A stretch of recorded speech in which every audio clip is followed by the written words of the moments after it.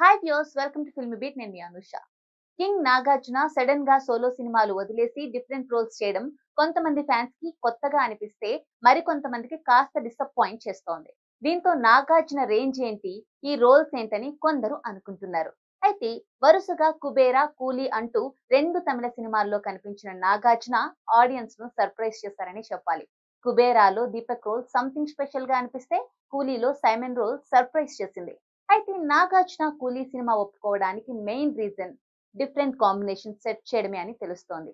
లోకేష్ లాంటి డైరెక్టర్, రజనీ లాంటి హీరో, ఇంకా ఉపేంద్ర, అమీర్ ఖాన్ లాంటి స్టార్ కాస్ట్ ఉండటంతో నాగార్జున ఈ ప్రాజెక్ట్ కు కన్విన్స్ అయ్యారట. అయితే నాగార్జున నెక్స్ట్ సినిమా అయినా సోలోగా చేస్తారా అన్న దానికి ఇప్పుడు క్రేజీ న్యూస్ బయటకు వచ్చింది.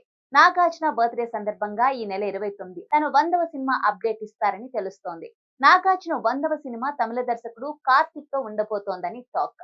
ఆ సినిమా భారీగా ఉండబోతోందని, యాక్షన్, ఎమోషన్ ఇలా అన్ని కలిసి ఉంటాయని అంటున్నారు. అంతేకాదు, బర్త్డే రోజు స్పెషల్ గ్లిమ్స్ లాంటివి ఒకటి ప్లాన్ చేస్తున్నారట. అదే జరిగితే మాత్రం అక్కినేని ఫ్యాన్స్ ఫుల్ ఖుషి అయ్యే ఛాన్స్ అయితే కనిపిస్తోంది. నాగార్జున నా సామిరంగ తర్వాత కుబేరా, కూలీ సినిమాల్లో చేశారు, కానీ ఆ రెండు సినిమాల్లో ఆయనవి సెకండ్ లీడ్ రోల్స్ కావడంతో నాగ్ సోలో ఎంట్రీ కోసం ఫ్యాన్స్ ఎంతగానో ఎదురు చూస్తున్నారు. కాబట్టి నెక్స్ట్ 100వ సినిమా ఖచ్చితంగా అంచనాలను మించి ఉండేలా ప్లాన్ చేస్తున్నారట. నాగార్జున ఈ సినిమా కథ కోసం దాదాపు 2 ఏళ్లుగా వర్క్ చేస్తున్నారని తెలుస్తోంది. 100వ సినిమా, అది కూడా కెరీర్ లో మైల్ స్టోన్ మూవీ కాబట్టి సంథింగ్ స్పెషల్ గా ప్లాన్ చేస్తున్నారట.